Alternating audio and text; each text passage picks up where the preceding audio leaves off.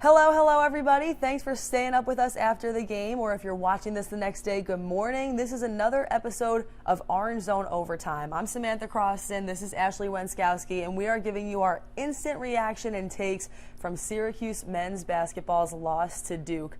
We wanted to start off by saying this is actually kind of a special matchup, even though it was a loss, because you had John Shire as well as Adrian Autry really going at each other for the first time. So it felt different.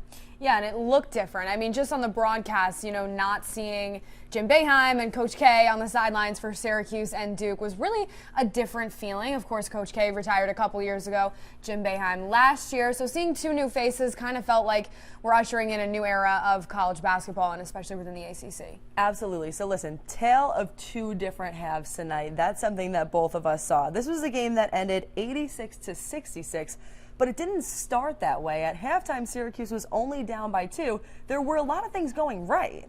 Yeah, I was excited at halftime. They were down 35-33. I think if you're Syracuse and you're under a first-year head coach, that's about as much as you can ask for at halftime against the 14th best team in the country. Duke ranked at number 14 right now in the AP poll. But I also didn't think it was Syracuse's best basketball in the first half to begin with. I didn't think it was pretty basketball, honestly, on either end in the first half. And honestly, it wasn't pretty basketball all night. But at least they were in it. They were fighting, they were competing, and again, we talked about this earlier on our Orange Zone podcast episode, so go check that out. But this is a team that has truly clawed back from as much as a 24-point deficit against Colgate. So you kind of thought they were in it the whole night, but this is the kind of game where Syracuse was pretty much always trailing. They really never got ahead. Right. I think they had the lead once or twice, came to tie it a couple times. But, I mean, again, you're playing Duke. You just can't make the kind of mistakes that Syracuse made tonight. 17 turnovers. You're not going to win against Duke if you turn over the ball 17 times. And also in the first half, I mean, I was saying it wasn't pretty on Syracuse's end. It really wasn't pretty on Duke's end. They were 0 for 9 on three-pointers in the first half.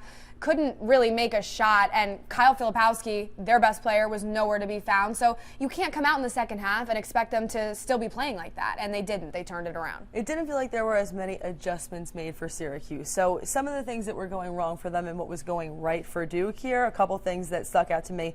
Mark Mitchell scored 18 of his career-high 21 points in the first half. Jared McCain finished with 18 points to lead number 14 Duke over Syracuse. Listen, there were a couple of things, but let's just start with the three-pointers. All of a sudden in the second half, that was probably one of the biggest adjustments that was made. They made every single one. Huge adjustment. And Syracuse couldn't compete with that. And that's interesting. I mean, has that even ever happened before? I don't know. Duke makes 0 three-pointers in the first half and then all of them in the second. That's interesting. But the takeaway there is that good basketball teams make adjustments in the second half. Now, that's not to say that Syracuse hasn't done that. We saw them do it against Pitt last week. We saw them do it against Cornell, Colgate. So they've done it in some of these games. But a taller task against Duke, like I said, 14th best team in the country, and they just didn't do it tonight, and Duke did. Here was the other thing. Turnovers. You mentioned it, but 17 turnovers. That is the highest amount of turnovers that we've seen from Syracuse all season long. And again, a couple of things. The bench doing a pretty good job. There were still some points there, and credit to Malik Brown because he had a huge night. But the turnovers were a problem. I mean, this was something that really plagued them the entire game. Duke had a lot of points off turnovers. Yeah, sloppy play, 17 turnovers from Syracuse. You can't get away with that against the Blue Devils. But I want to talk about Malik Brown, like you just brought up for a second. 26 points for him tonight off the bench. I believe it was 7 rebounds. I mean, Malik Brown, not only just tonight, but he's making a case to start at center, in my opinion. Naheem McLeod hasn't really been living up to the hype, I don't think, recently at least. I mean, he's 7'4", so that's always a factor, getting those offensive rebounds and whatnot. But I don't know. I think there's more and more of a case for Malik Brown to start every day. And it seems like he's louder. He's more of a presence. 11 for 16 shooting, but also the slams, the dunks, and he drives to the basket. And I don't think that's something we've really been seeing Naheem do. There were a couple of times where you felt the Syracuse energy and you could hear even the crowd at Duke when Syracuse fans are going crazy. Malik Brown is a big part of that. He really is. Takeaways here. There's a couple of them, but I'm looking at some of the stats right now, and what's sticking out to me is as far as three-pointers, Syracuse shooting 25% from behind the arc, Duke shooting 47%. That was huge. Yeah. Turnovers, Syracuse had 17, Duke had 11. That mattered. Again, the bench points tonight, Syracuse had 36 total compared to Duke 16.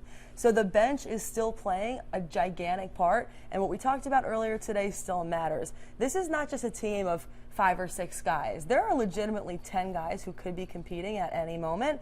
But tonight it just wasn't enough. And maybe a part of that is Duke's just the better team right now. I agree. And I do think with the bench point, it'll be interesting to see if Adrian Autry kind of likes to stick with that 8, 9, 10 guy rotation, or if there are some of these guys like Malik Brown and, you know, other guys off the bench, Benny Williams, Quadier Copeland, that start to actually fight for some of these starting spots. I mean, not to just, but Justin Taylor's kind of been MIA lately. So I think it'll be interesting to see if some of those starter roles switch out to these guys on the bench that are doing a bit better, or if Adrian Autry likes that he can pull up in these guys off the bench. Another interesting thing, this is just one other thing I wanted to note, compared to the Benny Williams we saw last game, there were definitely moments where he was MIA, he got in and whatnot, but again, it does seem like one thing they're trying to still figure out is their rotation.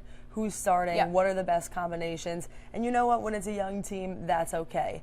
Any takeaways or any final thoughts here on what you'd want to see for them going forward? Final thoughts, I think, don't hit the panic meter. I mean, they're still 10-4. They just played, like I keep saying, the 14th ranked team in the country, Duke. Away at Cameron Indoor Stadium. Now, the students weren't there, so the Cameron crazies weren't really as crazy as they usually are, but it was still a good showing from the crowd. Always hard to go to Duke and beat Duke. So I would just say don't hit the panic meter. I mean, did I expect them to go in and win tonight? No. Was I optimistic? Yes. Now they host Boston College next Wednesday at the Dome again, and after that they have to go play Carolina, which will be another very challenging game in about a week and a half. But hey, you get 8 days, reset. Boston College is a good team to restart and refresh against, and we'll see. Listen, still a lot to look forward to. I agree with not hitting the panic button. We've seen them come back from behind in previous games, but again, Colgate is no Duke and Duke is no Colgate. You really can't get behind too far on a team like Duke. And once they did, and once it rained, it kind of poured. Just too hard for them to be able to fight back tonight. But again, we'll be around. We have another Orange Zone episode dropping tomorrow, so be on the lookout for that if you want some football coverage. Other than that, we will see what happens against Boston College. I'm Samantha Croston. This is Ashley Wenskoski. Thank you so much for joining us. Have a good night.